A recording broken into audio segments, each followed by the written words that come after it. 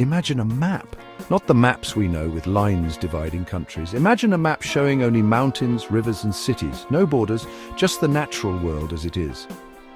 This is the world without borders, a world where nature, not politics, defines the landscape. Is it a dream or a nightmare? A utopia or a dystopia? For centuries, borders have defined us. They have shaped our history and our identity. They say this is ours, that is yours. They create a sense of belonging and separation. They control movement, trade, even our identity. They regulate who we are and where we can go. But what if they disappeared? What if the lines vanished overnight? The idea is not new. Visionaries and dreamers have pondered this for ages. People have dreamed of global unity for generations, a world where humanity is one. Without borders, some believe, there would be no more war, no more division. Peace would prevail. But is it really that simple? Can we truly erase centuries of division with a single stroke? A world without borders raises many questions about how we live, govern, and even see ourselves.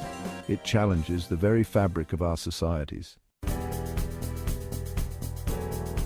The most obvious change would be movement. Imagine traveling the world with no passports, no visas, no customs checks. You could work in any country, live anywhere you liked. Trade would boom. Goods and services could flow freely across the planet. Global cooperation could solve problems like climate change and poverty more effectively. But this freedom of movement could also cause problems. Rich countries might be flooded with migrants seeking better lives. Jobs and resources could become strained. Even with good intentions, managing this new world would be incredibly complex.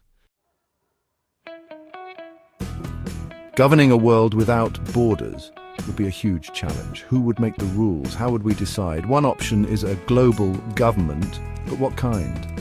A global democracy sounds appealing. Everyone gets a say, but with billions of people, could it ever be truly representative? Would decisions be paralyzed by endless debate? On the other hand, a global authoritarian government sounds terrifying. One power controlling everything is a recipe for oppression. Perhaps the answer lies in something new. A system built on consensus and cooperation, respecting local autonomy while addressing global issues. But finding the right balance wouldn't be easy. One crown to rule them all. Imagine a world united under a single banner where borders are a thing of the past and humanity stands together as one. Even with a functioning global government, cultural and economic differences would remain. The rich tapestry of human civilization is woven with threads of diversity. Would a world without borders erase these differences or make them worse? The question remains whether unity would bring harmony or highlight our divisions. Some believe that increased interaction would lead to a global culture, a blending of traditions. This melting pot could create a richer, more inclusive world. Others fear it could lead to conflict and the loss of unique identities.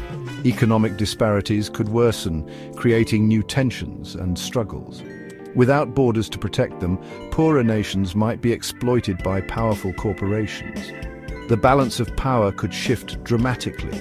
Resources could become even more unevenly distributed, leading to greater inequality and hardship for many. Achieving true global unity would require addressing these inequalities. It would demand unprecedented cooperation and empathy. It would mean finding ways to celebrate diversity while fostering a sense of shared humanity. Embracing our differences could be the key to our collective future. Can we overcome these challenges, or are we destined for division? The path forward is uncertain, but the potential for a united world remains a powerful vision. Us and them. The biggest question is, how would we see ourselves in a world without borders?